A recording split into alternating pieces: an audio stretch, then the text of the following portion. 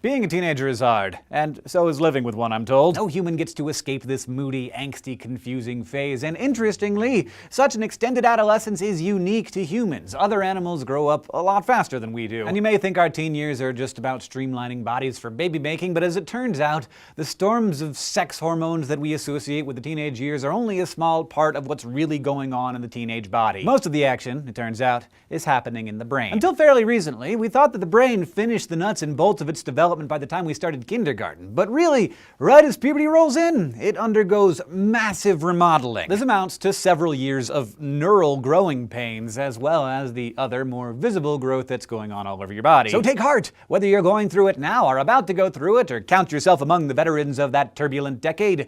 Know that the result of the teen years is a stronger, faster, more sophisticated brain. Or someone had told me that 20 years ago.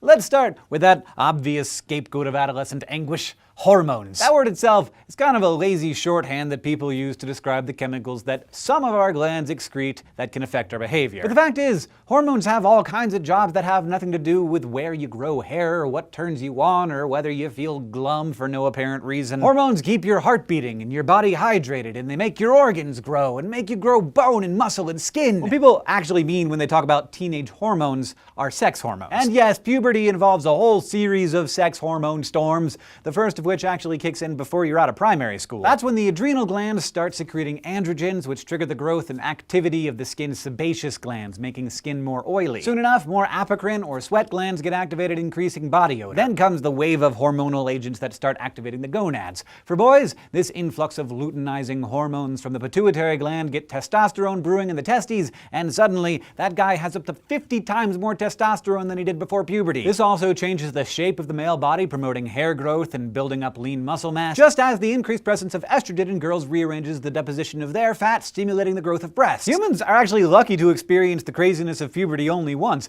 Many other animals undergo multiple similarly intense hormonal rodeos as they enter sexually active periods, sometimes called the rut or heat, every new breeding season. Some male species completely stop eating during their breeding period because they're just that sex crazed. And yet, all that said, teens are far less ruled than their hormones than you might think. There are other factors at play here. For example, your favorite moody teen may be by turns punchy, angry, depressed, or in a zombie-like fog because of their chronic lack of sleep. Sleep is vital to everyone, but it's especially important for kids and teens because it's during sleep that your pituitary gland releases an essential growth hormone necessary for development. A normal sleep cycle driven by circadian rhythm is regulated by the daytime release of cortisol, which helps you wake up, and melatonin, which helps you wind down when it gets dark. But this biology of sleep timing changes as we age, and as puberty begins, teens' sleep clocks get pushed back. Most adults start oozing melatonin around 10 p.m.-ish, but one study showed that teenagers don't start producing melatonin until closer to 1 a.m. This may be because puberty's hormonal frenzy is stalling the release of melatonin,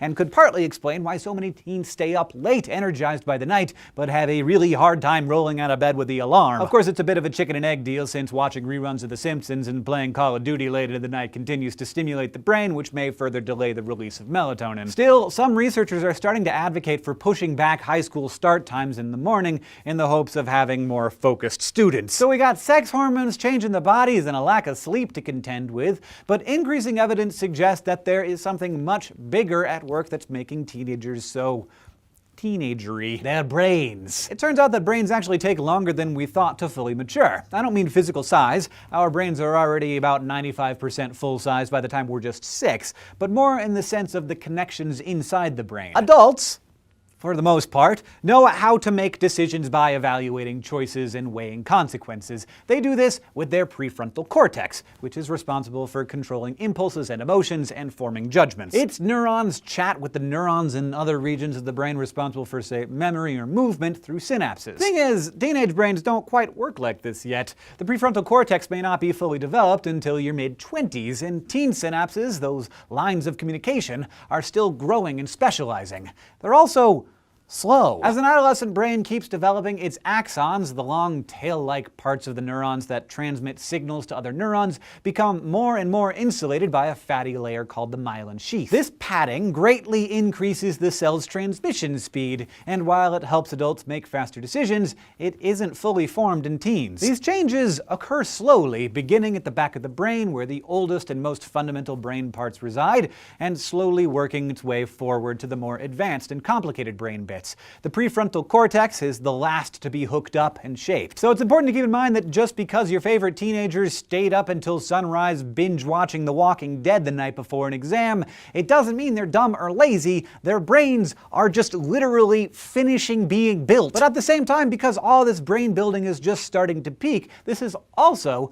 when the brain starts getting thinned out. You actually start losing connections that you don't use enough in a process called synaptic pruning, which has led to a theory that this is kind of a use it or lose it phase. Meaning, adolescence could be an especially important time to use your brain. Play an instrument, engage in sports, write poetry, learn a language. Because by doing these things, you're helping hardwire those synapses and giving your brain topiary a lovely, lasting shape. Whereas if you're sitting around all day playing Candy Crush, those will be the connections that survive, which you don't need. This shaping of the teen brain manifests itself in other ways too, like in teenage attitudes. A group of scientists at the McLean Hospital in Massachusetts once hooked up a group of adults and a group of teens to MRI devices and then asked them to identify a series of expressions on photographs of adult faces. Interestingly, while adults correctly identified one expression as fear, the teenagers thought the faces showed anger, surprise, or shock.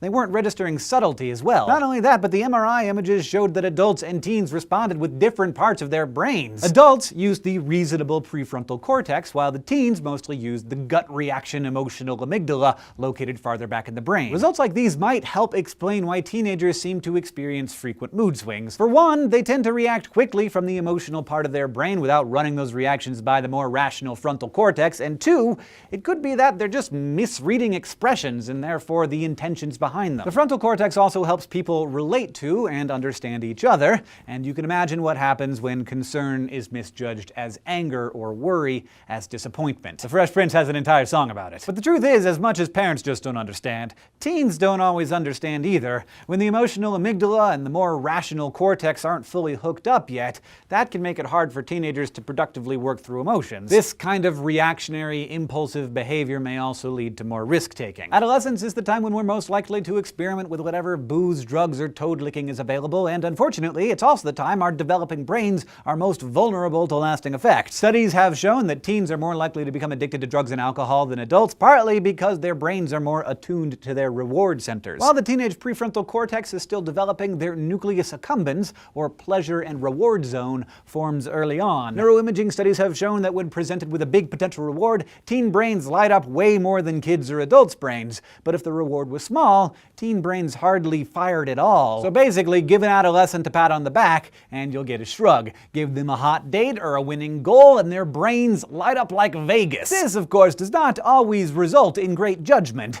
A jacked up, thrill-seeking impulse combined with an exquisite pang of peer pressure, plus a new driver's license, new sex parts, and access to substances can lead to some not good results. But still, this long and sometimes tedious remodeling process that our bodies go through in the teenage years isn't all bad. Many scientists have pointed out that our delayed adolescence lets our brains keep their flexibility longer, which, yeah, may make teens a little slow, but also more adaptable as they prepare for the adult world. In this way, you can see teen impulsiveness as boldness or independent thinking, and moodiness as a source of newfound empathy, and excitability as passion. Which means there's a lot of awesome energy floating around out there ready to decrease all kinds of world suck. Thanks for watching this SciShow Infusion, and thanks especially to all of our subscribers on Subbable who make this channel possible. You can be an honorary associate producer of SciShow or even pick the topic of a future episode. To find out how, go to subbable.com/SciShow. And you can always find us on Facebook and Twitter and in the comments below. And if you want to keep getting smarter with us here at SciShow, you can go to youtube.com/SciShow and subscribe.